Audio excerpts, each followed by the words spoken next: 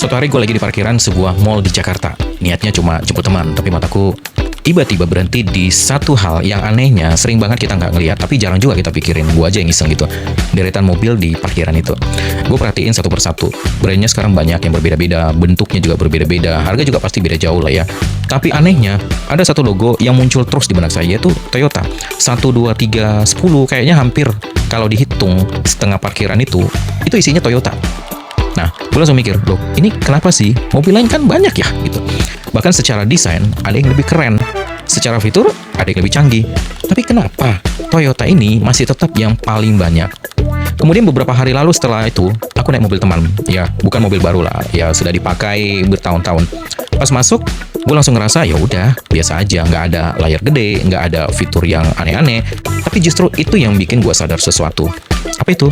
Mobil ini nggak bikin mikir, nggak bikin khawatir, terus apalagi ya, nggak bikin deg-degan, nggak bikin ribet, ya tinggal nyalain, jalan. Nah, di situ gue mulai paham teman-teman, Toyota itu bukan jual mobil, Toyota itu jual ketenangan.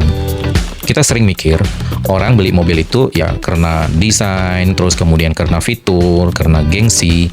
Padahal mayoritas orang membeli karena ada satu hal yang cukup sederhana, yaitu gue nggak mau repot.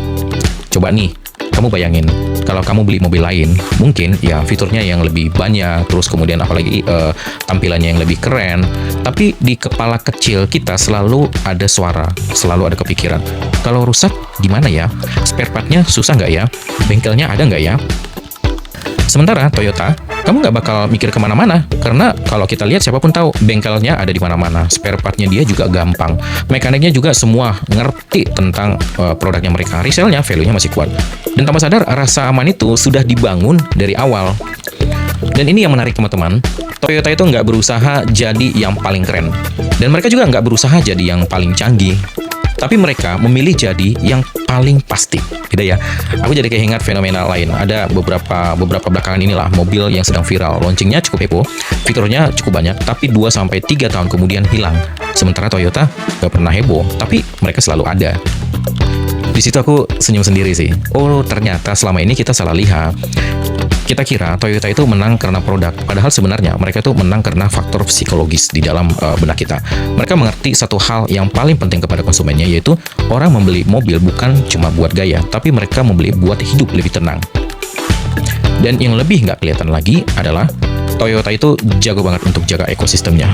Jadi supply chain-nya mereka rapi, dealernya kuat, after sales-nya mereka cukup konsisten, kualitasnya dijaga stabil, jadi bukan spekulatif, jadi bukan cuma jualan hari ini, tapi mereka itu selalu menjaga kepercayaan bertahun-tahun, seperti punya saya nih. Punya gue ini bisa sampai udah 13 tahun mobil saya. Dan kemudian di parkiran itu aku akhirnya mengerti kenapa Toyota selalu penuh. Bukan karena orang Indonesia nggak berani coba dengan brand-brand lain, walaupun sekarang udah banyak mencobanya, tapi karena mereka itu sudah menemukan satu hal yang lebih penting dari keren, yaitu rasa aman. Dan di perjalanan itu, gue kepikiran satu hal. Dalam sebuah bisnis, kadang-kadang kita terlalu sibuk membuat produk yang lebih hebat. Padahal yang dicari customer itu, ya bukan itu juga. Bukan yang paling canggih juga. Dan bukan yang paling beda juga. Tapi yang paling bikin mereka ingin mengatakan adalah, gue pengen tenang. Gue ingin tenang pakai mobil ini.